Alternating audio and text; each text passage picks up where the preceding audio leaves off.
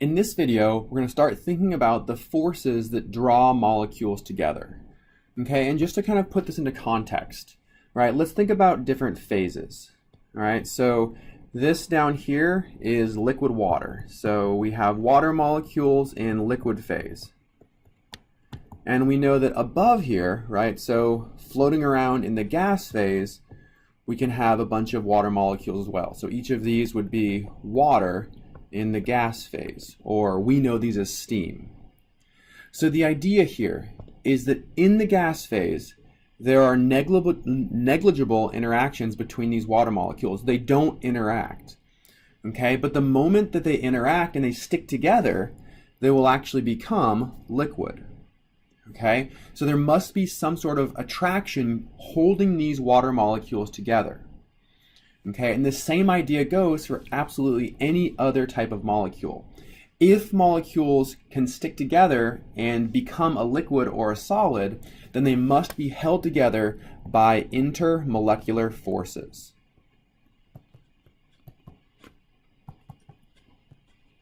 And we call these IMF, for intermolecular forces. All right, so this is one of the most important concepts that we see in general chemistry. You'll see that it's pervasive as you transition through higher level chemistry classes. These forces that hold molecules together are really, really important. Okay, so let's start with the simplest one.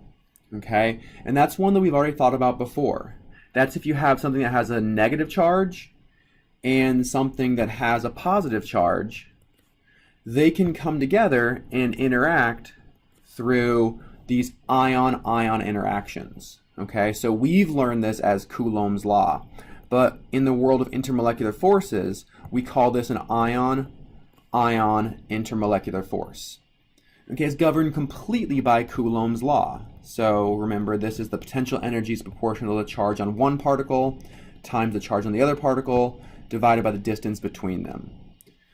Okay, and this is the strongest type of intermolecular force. So for example, if you have something like sodium chloride, right, that's a sodium cation and a chloride anion, when they come together to form a solid, that is a really strong interaction, right? We've called this a bond before. We call this an ionic bond.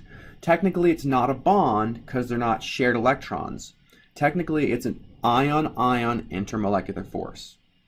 So this is the strongest one. So if you're looking at an ionic compound, those molecules will experience ion-ion intermolecular forces. Okay? Pretty much every other intermolecular force is in some way related to ion-ion, but not as strong.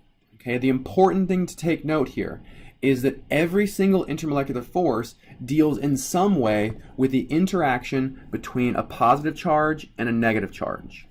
Okay? And for the rest of the intermolecular forces, they're not going to be fixed permanent charges like we see with ions. But if, for example, we have a polar molecule, okay, so let's draw out a molecule here. Okay, so this is just the general shape of a molecule. Okay, and let's say on one side of this, we have a partial negative charge, and on the other side, we have a partial positive charge. Right, so this could be any polar molecule that we've talked about so far, or that you can predict. Okay, so the idea then is that if you can have another polar molecule that interacts with it, it'll interact such that the partial charges line up in a way where we have the negative part interacting with the positive part. Right, so we have complementary charges here. Right? It's not a permanent positive charge or a permanent negative charge, but it is an alignment of the dipoles. So the dipoles interact such that the positive end interacts with the negative end of another molecule. We call this dipole-dipole.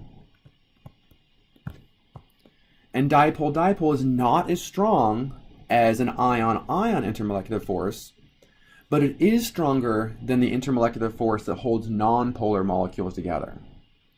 Okay, so if we're thinking about a molecule that's an ionic compound, it will experience ion-ion. If we're looking at polar molecules, they can experience dipole-dipole. Okay, but as we know, some molecules are not polar. Therefore, they cannot experience ion-ion, and they cannot experience dipole-dipole. But they can still become liquids and solids. For example, nitrogen, right? So molecular nitrogen is N2. If we draw this Lewis structure, this is a non-polar molecule. Yet it is possible to compress this gas into liquid nitrogen. It's possible to make this a liquid. Okay, so there must be some sort of intermolecular force holding two nitrogen molecules together. All right, we call these, there's a number of names, but the most common is London dispersion forces, which we abbreviate LDF. You may also hear them called induced dipole. And the induced dipole name is more descriptive and accurate of what we're actually going to see these forces are. But the most common way you'll see them referred to is London dispersion forces, or LDF, intermolecular forces. Okay, so the idea here, we have a nonpolar molecule, and we want to make this nonpolar molecule interact with another nonpolar molecule. But to do so, we need to confer some sort of a charge or polarity in the molecule. So we induce a dipole into the molecule. So we force one molecule to have a partial negative charge and a partial positive charge. And we can force this in a number of different ways, but the important part is that we make this happen. We force a dipole on the molecule. Okay? And if one molecule, if one nonpolar molecule becomes polar and it happens to bump into another nonpolar molecule, then it can induce a dipole in that other nonpolar molecule. And if the second one bumps into another nonpolar molecule, it can induce a dipole in the next one. So we end up making a weak interaction between these induced dipoles. Okay, it's important to remember that if these molecules separate, these dipoles disappear because these molecules are nonpolar. But if you force one of the molecules to become temporarily polar, it can force another molecule to become temporarily polar, and that can cause this intermolecular force. We call these London dispersion forces, and they are the weakest of our intermolecular forces. Okay? But another really cool thing about London dispersion forces is that they exist in all molecules. Okay? That's an important thing to remember. London dispersion forces exist in every single molecule. They're typically much weaker than other intermolecular forces like ion-ion or dipole-dipole, but they still exist. Okay? There is one more type of intermolecular force that we're going to explore.